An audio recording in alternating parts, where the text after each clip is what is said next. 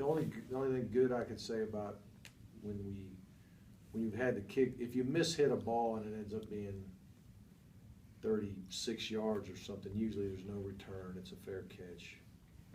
And you're not getting somebody taking it to the house. You can kick it too far and, too flat and give them too much space, then all of a sudden the guy takes it to the house. So the only good point was when we were hitting some of them, they were balls that just really weren't returnable. We always knew that defense was good to get to the line up and play. Mark, there's been a fair share of rainy weather this spring practices, but it seems like it's come on days when you haven't practiced. Isn't that amazing? How often do you I think? don't know what happened. Do you think once that thing is built, that indoor deal, that you'll go in there? Is it just on rainy days or other days as well? Or? Well, rainy days or lightning or a lot of times in our off season, we had a lot of AM runs, and I can't tell you how many times we were running out there in 28-degree weather. We had more nasty weather during that time than we did spring football itself.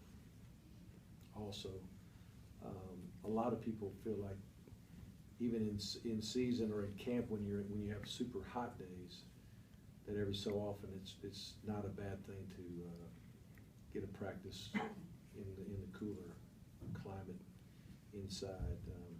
Plus, there's so many events that we have that it would be neat. I mean, the last time we had the junior on not junior day but G day, we actually had tables outside of that green room just to be able to get all the people seated. So we need a little more space inside too for those kind of things. Evaluation period, I know it started up. Y'all plan on being even more aggressive in that regard for seeing number of kids this spring as you have As in the far past? as our coaches on Yep, the road, yep. Well, I think we've done a really good job of identifying guys and who we want to go see in person, and there's a good plan. Most of the Georgia schools that do have spring ball, it's a little bit farther down the road, so you want to go when they're actually doing something if you can. So we may do any schools that don't have spring ball, or any states that maybe don't have spring ball. You might hit them at a time when our high schools in our state aren't having spring ball. So we might be out and about a little bit before we come back to Georgia to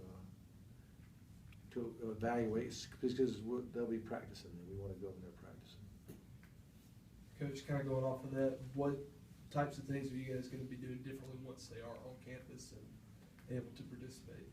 You're talking about the freshmen coming in. When the freshmen It may come in. sound stupid, but I've never been here for spring ball. So I'm just curious. For spring ball or for once they get here for in June, you mean? Right. Okay. Summer. Well, what the guys do, they're going to just really roll right in with the rest of the team in our off-season program. The running, the lifting, and all that kind of thing. They'll probably have their academics at a little bit different time, and I'm talking about not class as much as mentoring and tutoring and things of that nature, study hall. And then,